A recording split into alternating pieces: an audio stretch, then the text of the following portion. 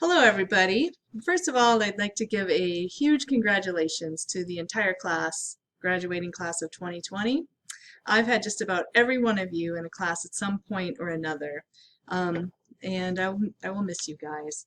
As per tradition, I'd like to recognize one of you tonight with the PMA, or Positive Math Attitude Award.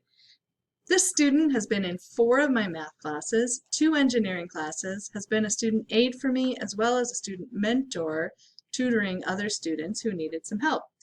Actually, that describes a few of you. But in addition, this student wrote an essay about her love of mathematics, which of course you have to know, made my entire year. This year's PMA Award goes to Madeline Moore. Congratulations, Maddie. Gonna miss you.